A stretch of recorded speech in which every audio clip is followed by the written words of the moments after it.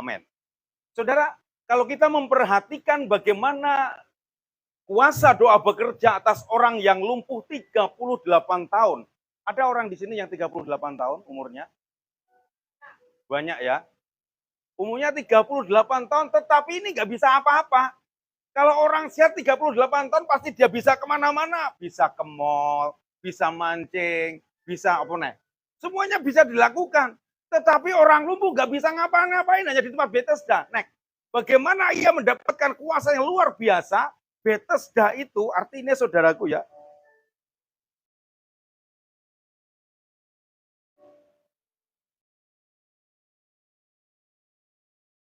Bablasan Pak. Bethesda itu rumah belas kasihan atau rumah kemurahan. Dia mendapatkan rumah belas kasihan dan mendapatkan rumah kemurahan pada waktu itu. Bagaimana tidak 38 tahun Alkitab mencatat kalau bumi ini goncang, jika kolamnya goncang dan airnya sudah mulai bludak-bludak seperti itu, semua rebutan untuk jegur ke orang sakit. Kalau orang lumpuh pasti saya meyakini bahwa ya dia akan paling carry dewi untuk jegur sampai kolam tersebut, saudaraku. Saya bisa memakai logika pada waktu itu. Ketika dia sakit pertama, kamu kok sakit? Sakit apa? Stroke mungkin seperti saudaraku ya. Keluarganya sudah mulai, yaudah tak usung neng Bethesda seperti itu. Ketika diusung di Bethesda 1 hari, semangat, pokoknya semangat 1 hari saudaraku ya. 2 hari usung lagi ke Bethesda, semangat pokoknya kamu pasti sembuh. Usung lagi 2 hari, 3 hari, 1 bulan, 2 bulan, 3 bulan, 4 bulan, 5 bulan. Saya mulai ngusung, sudah mulai jenuh. Saya mempercayai orang-orang, anak-anak cucunya semua sudah mulai jenuh. Kenapa orang mari-mari kowe mati-mati ya kono wae timbane kowe gawe rekod aku. 38 tahun gak bisa ngapa-ngapain. Saya percaya anaknya sudah bosan, sudah jenuh.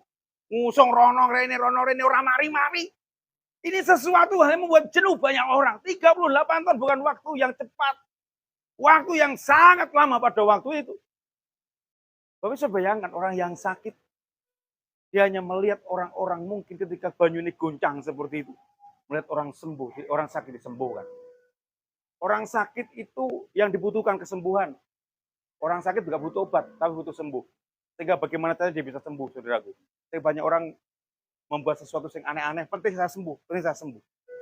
Pada waktu 38 tahun, saudaraku. Penantian 38 tahun ini buat sesuatu yang enak. Tapi udah dia melihat banyak orang disembuhkan.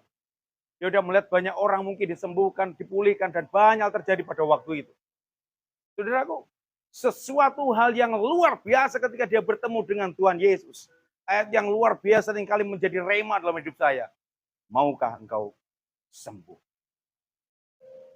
Saudara, 38 tahun penantian yang luar biasa. Tapi ketika dia berkata, maukah engkau sembuh? Saudaraku, tapi pertanyaannya, saudaraku, yang ditawarkan Yesus untuk 38 tahun dia sakit adalah gaya baru dan metode baru. Kenapa tidak? Biasanya orang Yahudi nunggu akhirnya itu sampai berkelompok saya menyembuhkan seperti itu. Dan itu hari Sabat tidak ada orang yang mau bisa menyembuhkan, bekerja dan sebagainya. Ini gaya baru dan metode baru. Ketika dia bisa menyembuhkan orang 38 tahun, orang-orang Yahudi mulai protes. Yang sembuhkan kamu siapa? Kemarin saya pernah belajar tentang hari Sabat sama Pak Pendeta Erik Untarto, kalau nggak salah ya, dari dosen Sati itu. Ternyata peraturan hari Sabat itu susah. Hari Sabtu mereka sudah ngurip ke lampu supaya hari Minggu hari Jumat sudah ngurip ke lampu supaya hari Sabtu tidak mateni lampu. Jadi nggak boleh mateni lampu, nggak boleh ngurip ke lampu. Jadi orang Yahudi susahnya minta ampun, saudaraku ya. Dan orang Yahudi pada waktu itu tidak boleh menyembuhkan apapun, bekerja apapun, nggak boleh. Gaya baru, metode baru. Saudaraku, seringkali gereja kita, gereja yang sekarang ini, ketika ada metode baru, gaya baru, banyak yang protes. Terutama orang-orang lama. Biasanya nggak ngono, Pak. Biasanya berpujian kita terus penyembahan. Biasanya berpenyembahan terus persembahan. Biasanya ini nggak ngono kuwi, penyembahannya kesuwen apa seperti itu. Ya enggak? Ketika ada gaya baru terjadi di gereja, terkadang banyak orang protes, saudaraku ya. Ini terjadi. Pada waktu juga itu terjadi, saudaraku. Ada gaya baru, metode baru. Yesus saja berkata, bangunlah, angkatlah tilammu. Orang protes pertama karena hari Sabat. Yang kedua, gayanya beda. Orang sembuh, itu diuncalkan yang kolam. Lagi kurang ngangkat tilam. Saudaraku, bagaimana, saudara? Bagi orang yang sakit, dia pasti pengen sembuh. Metode nggak peduli dengan dia. Bagi orang lain mungkin metode ini aneh. Ini metode ini kok beda sih? Seperti itu.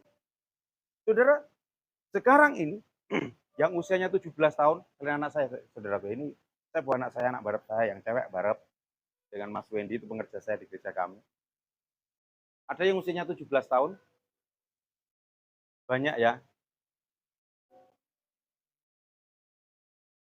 Saya sering Pak Toyo karena beliau orangnya sangat berpikir ke depan. Saudara. Tahun 2030, Indonesia ada bonus demografi yang usianya 20 sampai 30 tahun. 75% penguasa Indonesia yang sekarang usianya 17 tahun. Ada yang 17 tahun hari ini? Enggak ada ya. Yang 32 tahun ada. Ada yang 17 tahun? Yang tahun ini 17 tahun, coba angkat tangan. Yang tahun ini 17 tahun? Enggak ada. 18 tahun? Enggak ada juga. Yang 20 tahun ada enggak? Ada. Anda penguasa tahun 2020, saudaraku. Berikan kemuliaan buat Tuhan. Saudara, 2030, Indonesia dikuasai usia yang 20 sampai 30 tahun.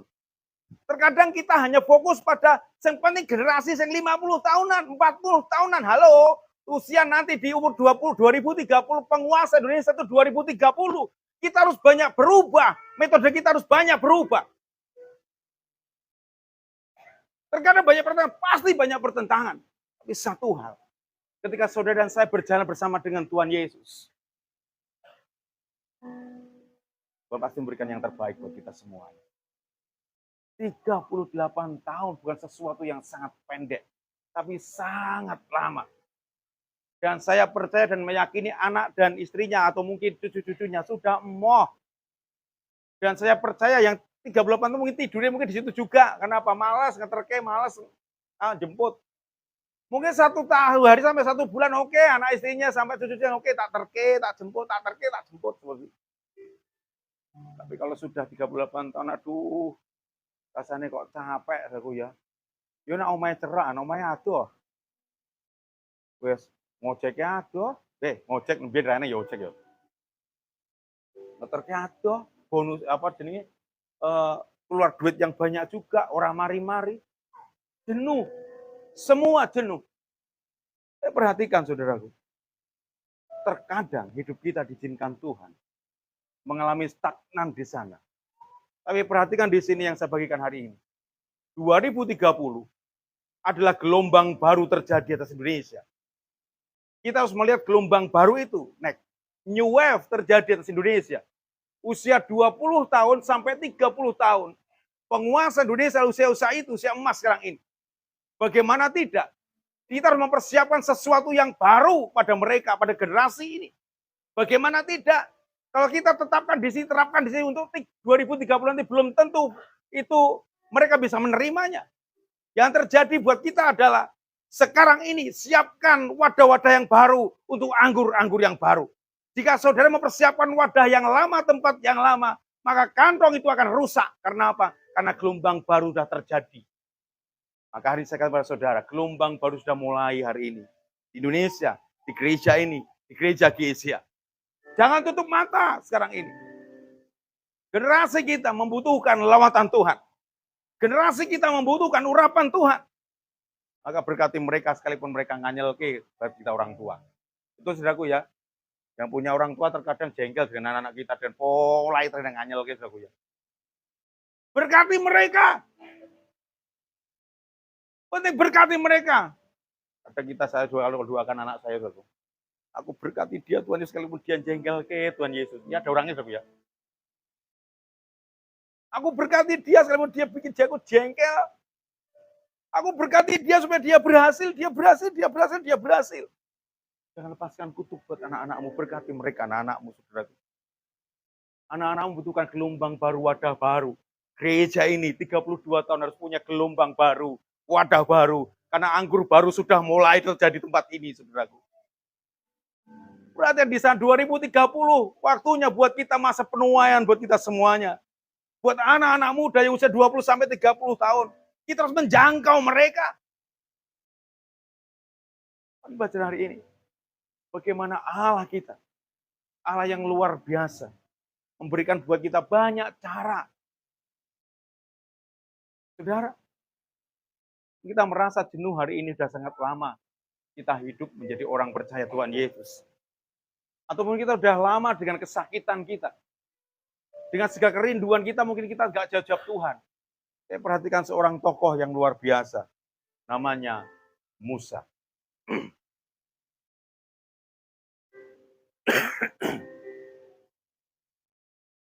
Orang yang sering baca Alkitab atau orang yang sering menyukai Musa, Musa ini tokoh yang luar biasa. Bagaimana tidak? Dia menjadi orang pembawa kitab Taurat. Ya, next slide-nya, Bapak Ibu. Nah, kok hilang gambar ya? Dia membawa kitab hukum Taurat, membawa orang keluar dari tanah Mesir, berjalan 40 tahun padang pasir. Tapi suatu ketika mereka anak-anak orang-orang Israel ini butuh makan, dia mulai menggerutu. Wah lo Tuhan, anak-anakmu, lo pilihan-pilihanmu, lo nganyel kayak. Tuhan berikan mana buat orang Israel. Ketika mereka mulai marah pada Musa, aku butuh daging. Musa jengkel juga, saudara. Mau tinggal boleh wedhus ya ora gelem boleh data. Gaya seperti itu. Jadi dikirimkan burung puyuh, mereka nangkap burung puyuh sampai mati, banyak yang mati orang rakus. Tapi ketika mereka haus, mereka protes dan Musa pada waktu itu ngomong dengan Tuhan, Tuhan, orang Israel, ini bahasa saya saudaraku ya. Tuhan tuh orang Israel nih, bikin buat jengkel.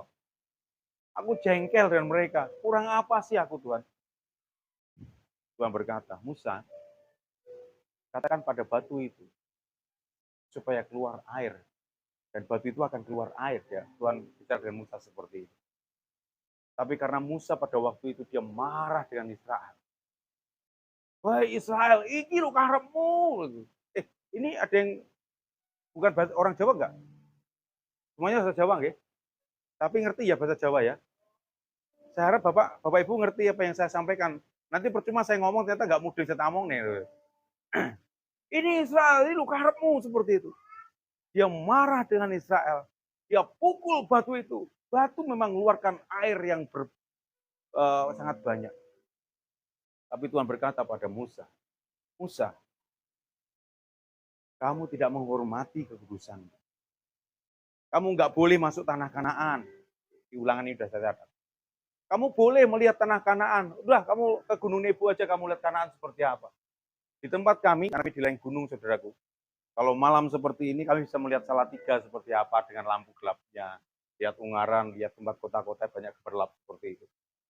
Kalau nggak mendung, kalau siang juga sama, kami bisa melihat kota-kota yang begitu. Mungkin menurut kami ya biasa saja. Tapi karena saya waktu itu pernah pelayanan di daerah Bogor, tiba-tiba salah satu teman itu berkata seperti, Pak, ayo kita piknik. Kemana? Ke puncak. Nggak mau seperti itu. Lah kenapa? Lah tempatku ning puncak, maksud aku piknik ning puncak. Saudara, Musa hanya diizinkan Tuhan melihat tanah Kanaan, indahnya tanah Kanaan. Padahal dia begitu mencintai tanah perjanjian itu. Dia begitu mencintai, mengasihi tanah perjanjian. Dia begitu merindukan tanah perjanjian sampai dia habis-habiskan semuanya. Sampai dia bunuh orang Mesir, dia keluar dari Mesir, dia pimpin orang Mesir. Dia bisa membelah laut, membuat banyak kutukan buat orang Mesir. Tapi ketika dia salah ucap, tidak menghormati kekudusan Tuhan yang terjadi, dia dilarang oleh Tuhan untuk masuk tanah perjanjian. Saudara, Musa gagal pada waktu itu. Dia gak bisa ngapa-ngapain. Karena apa? Kehendak Tuhan gak boleh masuk tanah Kanaan. Gak boleh tanah perjanjian kamu masuki. Kamu udah melanggar kekudusanku. Saudara, kalau cita-cita di depan mata tiba-tiba di-cut oleh orang tua kita. Kita langsung, iya kok ini seperti itu. Musa gak bisa masuk tanah Kanaan, matinya di gunung. Gak di tanah Kanaan. Bagi Musa dia mungkin berkata seperti, percuma Tuhan, percuma aku mimpin Israel. 40 tahun aku mimpin mereka tanah padang pasir ini. 40 tahun aku bersama mereka, aku udah melihat banyak kemuliaan Tuhan. Banyak kuasa Tuhan, banyak mujizat. Bahkan dia bisa melihat tiang awan dan tiang api pada waktu itu. Sepanjang perjalanannya. Dia melihat banyak mujizat, tapi semuanya sia-sia. Dia nggak bisa masuk tanah perjanjian. Tapi perhatikan, di perjanjian baru. Mari buka Alkitab kita, Matius 17 ayat 3. Pak Toyo, maaf saya alegori sedikit. Karena dengan orang teologi saya harus berkata seperti itu. Gak diprotes yang di Bali. Matius 17 ayat 3.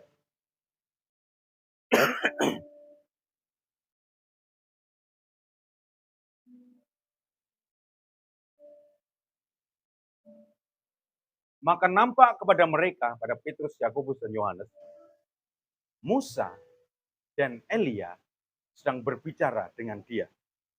Perikop ini, ketika Yesus dimuliakan di atas gunung. Bahasa kerennya transfigurasi, saudaraku ya.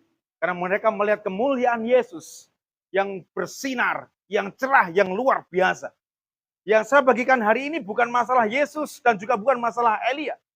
Tapi perhatikan hari ini, bagaimana pada waktu mereka ketika Yesus dimuliakan di atas gunung, ada satu nama yang luar biasa yang gagal masuk tanah perjanjian. Dia bersama dengan Yesus. Dia sedang ngobrol dengan Yesus. Musa dan Elia. Musa orang yang pernah gagal masuk tanah Kanaan. Tapi perhatikan di sini. Dia bersama dengan Yesus. Dia berhasil masuk tanah perjanjian. Di tengah-tengah tanah perjanjian. Dia masuk tanah Kanaan. Yang dia impi-impikan. Dia nggak pernah bisa masuk di perjanjian lama. Tadi perjanjian baru. Dia bisa di perjanjian baru itu. Dia bisa masuk tanah perjanjian. Perjanjian lama dia gagal. Tapi di perjanjian baru, Yesus menggenapinya. Ada amin? Ada amin? Saya harus saudara terbuka hari ini. Bagaimana seorang Musa pada waktu perjanjian lama dia gagal. Bersama dengan Yesus.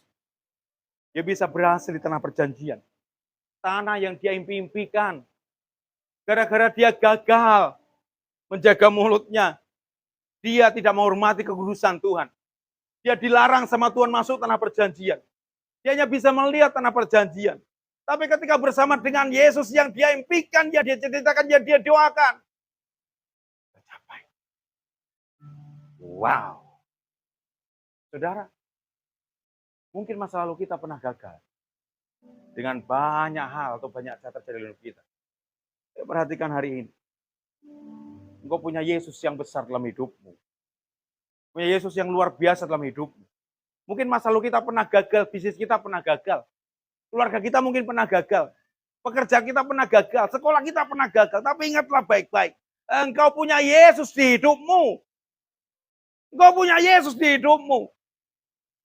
Musa pernah gagal di perjanjian lama. Tapi di perjanjian baru. Dia bersama dengan Yesus di tanah perjanjian, tengah-tengah tanah perjanjian. Dia menjadi saksi sebagai wakil transfigurasi itu.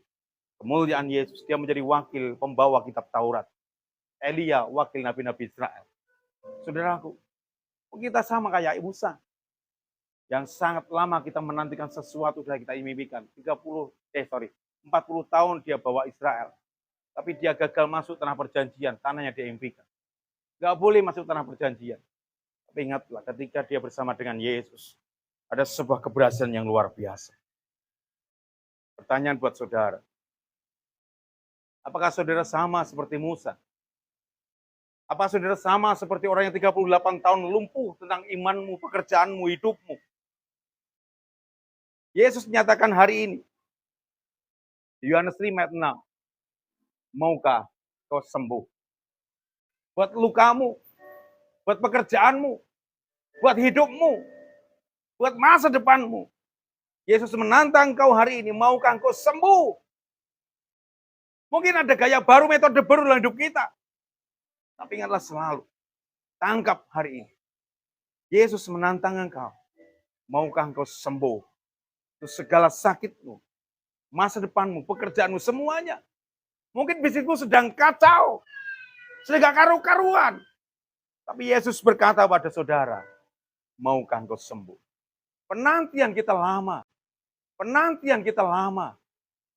Atau bahkan seperti aku tak berpindah, tetap percaya Kau yang punya kuasa. Sekalipun ku dalam lembah gelap, tak mengapa asal Kau di sampingku. Mari bagi diri sama-sama. Walaupun masalahku masih ada, yes Lord, tetap percaya Kau yang punya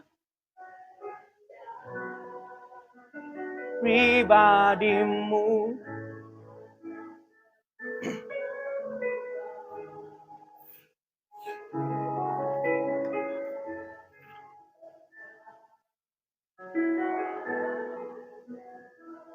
Walaupun gunung itu tak berpindah, tetap percaya Kau yang punya kuasa. Sekalipun ku dalam lembah gelap, tak mengapa asal Kau di sampingku. Walaupun masalahku masih ada, yes Lord, kami tetap percaya Tuhan.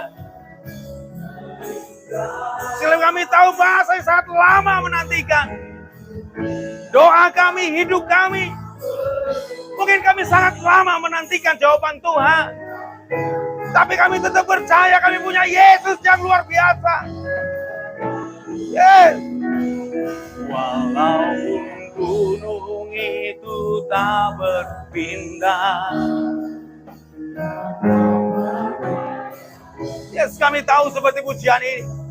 Terkadang kami merasa sesuatu seperti ini. Semua kacau. Tapi kami punya Tuhan yang hebat. Kami punya Tuhan yang dahsyat dalam hidup kami. Ya kan ini? Yes.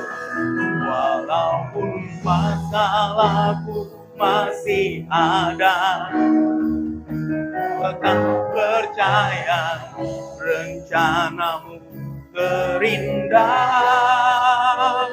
pribadimu.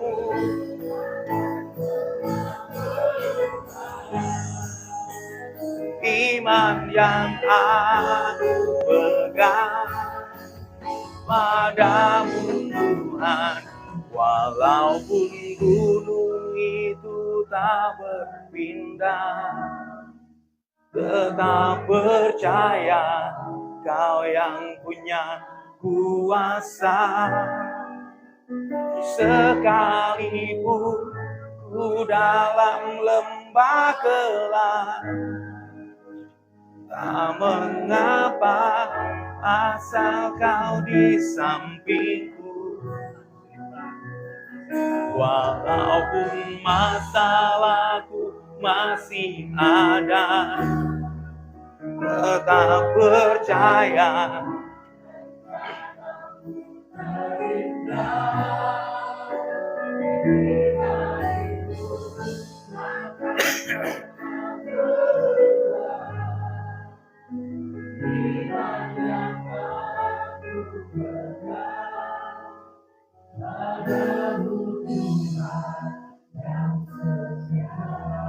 Siapa saudara hari ini? Kamu jadi bebanmu hari ini. Gereja kita udah 32 tahun. Waktunya pandang ke depan. Apa yang sampai kau keumulkan hari ini?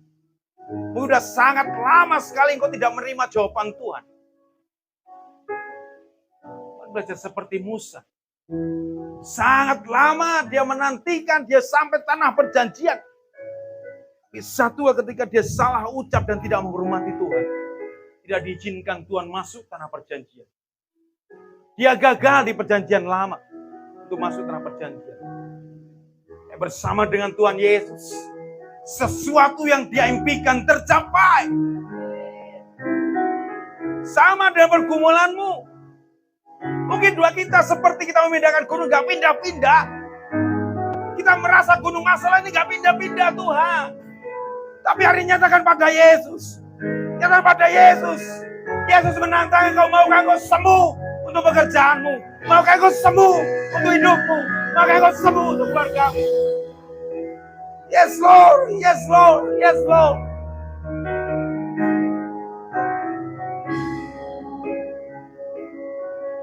Siapkan gelombang baru terjadi atas hidup kita. Anggur baru dan wadah yang baru terjadi atas hidupmu. Jesus, terima kasih Tuhan, terima kasih dalam nama Tuhan Yesus. Haleluya. Walaupun gunung itu tak berpindah,